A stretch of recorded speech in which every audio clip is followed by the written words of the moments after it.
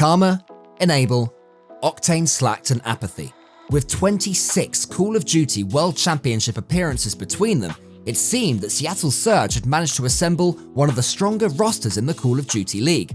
But after 2 weeks of competing in the new tournament, the Surge have massively underachieved, putting on underwhelming and lackluster performances. So why are they struggling to find their footing? And can they turn things around by the LA homestand?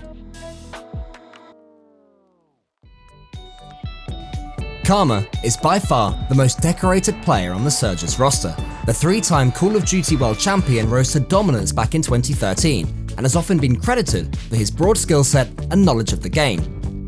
Alongside the veteran, Seattle also acquired Enable and Octane, the standout players from last year's 100 Thieves roster, who've already proven themselves as a pair who work well together and are capable of controlling maps and taking over the game at crunch times. 100 Thieves!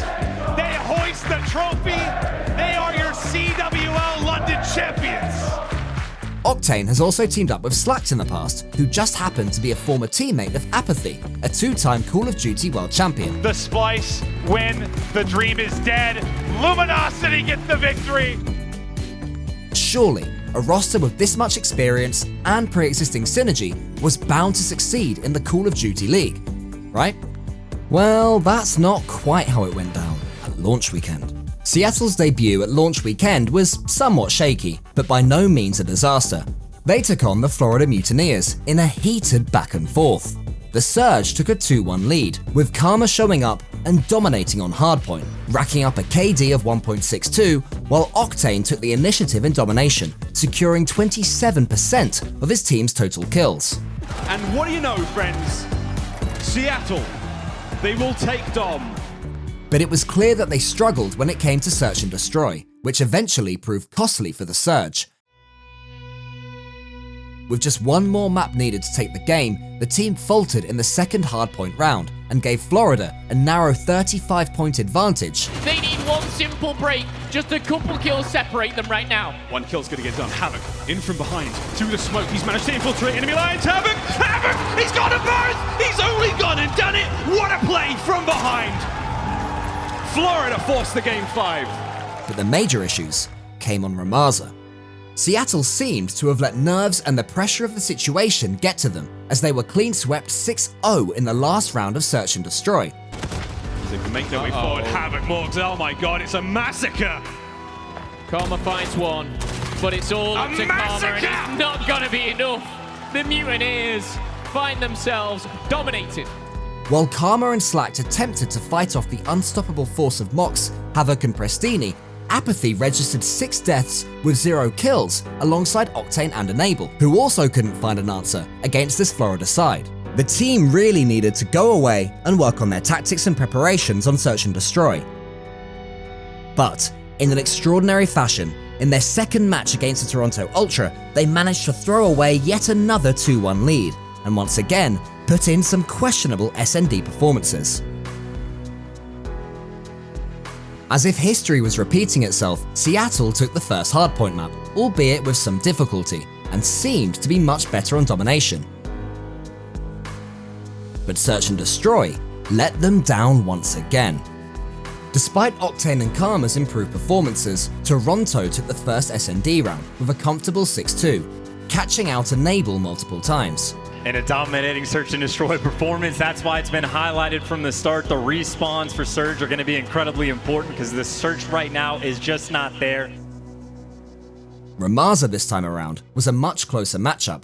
Octane and Apathy managed to apply plenty of pressure and secured several rounds for Seattle. He's going to need to try and get around the map, but beautiful read. But like their match against Florida, the Surge were eventually outplayed and didn't quite have the firepower to close out the game.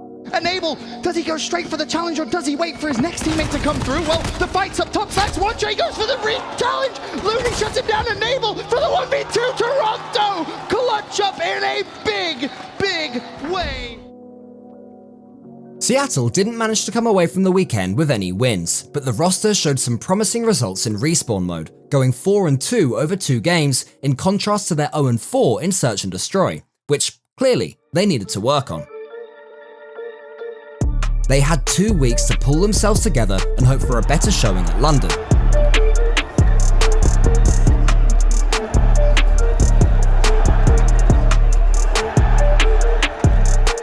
Dallas Empire went into London in a worse position than Seattle. They also failed to win any games at launch weekend, and unlike Seattle, who had a record of 4-6, lost all but one of their rounds over 2 games. All 3 rounds came down to the wire, with just 25 points in it in hardpoint and 5 points separating the 2 in domination. The contest comes in. One's in there. There it is. Illy's found himself a double, and he's got to find himself the last 3 points for Dallas Empire. Seattle actually pulled out an unexpectedly decent performance on SND. They took the first round and looked promising, but Dallas eventually got themselves back into the game. 10 seconds though, they are going to be able to get the defuse. Enable's going to jump this at the right time. Enable, big shots, that's big. He's managed to get it. Apathy, however, who seemed determined to turn around Seattle's poor SND record, secured a triple kill to give his side the advantage. The next one could be a game-changing one. Grim goes down, we're going to see a double for Apathy, and it's all up to just one Apathy with the triple. But Apathy alone couldn't break the solid teamwork from Dallas, and Seattle went on to lose another game in the league. As the time ticks away, Dallas Empire too strong for the surge. Dallas proved themselves to be the better team, while Seattle were left with a sour taste in their mouths after being clean swept by some of their former teammates. However, they had a chance to get their revenge, as they faced Dallas just 1 day after, and this time, they'd already broken the drought. A lot of players in a lot of corners. Octane hits the shot, takes him down. Karma finds Aches as well. There's another pick for Octane as Saints is left in the 1 versus 5. And Abel is going to find the kill as well. Seattle Surge, match point. For what seemed like the first time this year, the 5 players were working well together on SND, and they secured a well-deserved victory over the Los Angeles Guerrillas ahead of their rematch against Dallas. Seattle have to retake, and Decimate shuts down Enable. 2v2, Apathy shut down as well. Octane gets it. He finds the kill on Aches, and finally, Seattle Surge win a search and destroy. Not only that, but they'd also managed to pick up their first win on Search and Destroy, and it seemed like their reign of bad results on the game mode had finally come to an end. But lo and behold, the optimism for Seattle was short-lived. Dallas Empire versus Seattle Surge. The loser of this series will be going home. It's a very close game. It's in fact just seen a lead change, but expect Dallas to come back here.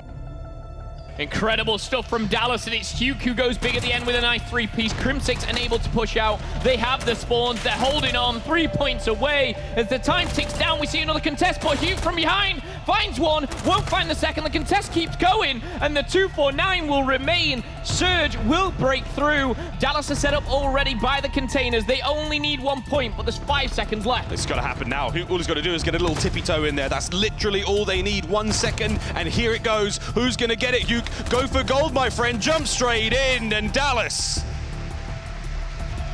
take map 1. They quickly fell apart after the first hardpoint. They were back to their sloppy ways on SND.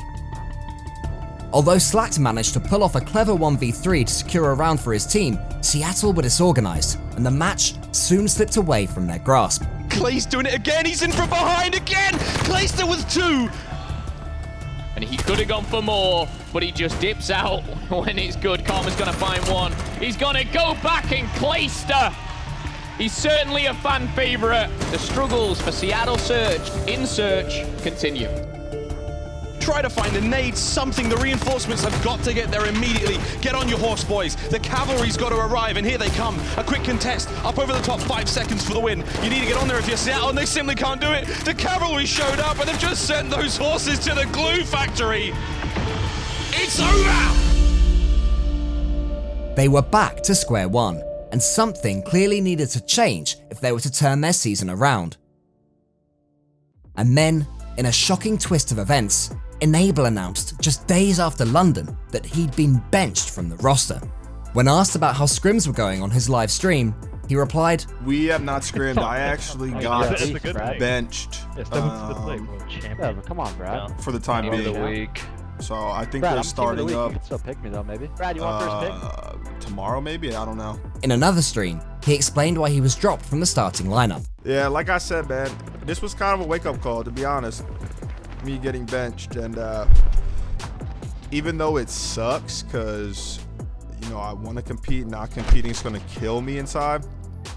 But I did kind of get off track for a little bit. I wasn't putting in as much time as I need to be. So it kind of lit a fire under me. And I'm just going to grind and see what happens. Like, this is definitely not the end of me playing for this year. At least I hope so. But was Enable the problem? Is this the right move for Seattle?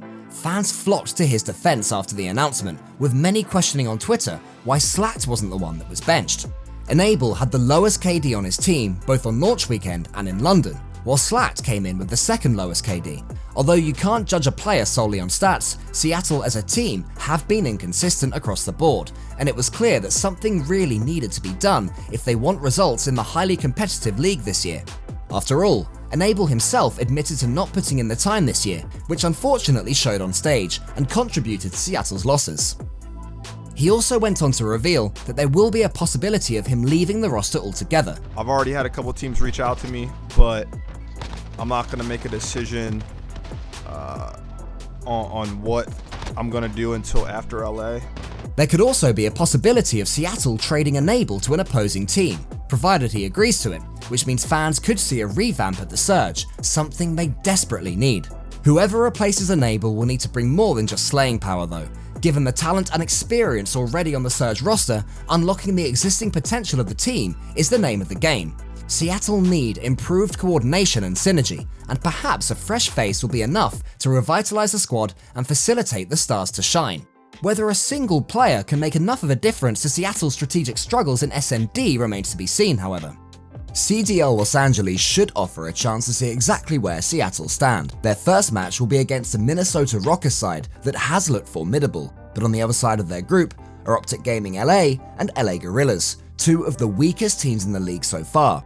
It's a fantastic opportunity for Seattle to get some solid wins under their belt and finally begin to build momentum in the season. Significant improvement here will be an absolute must if they're hoping to become a real contender as the season progresses. Why do you think the Seattle Surge are struggling? Let us know your thoughts in the comments. Otherwise, remember to like this video and subscribe to Deserto for more Call of Duty esports content. Thank you, as ever, for watching.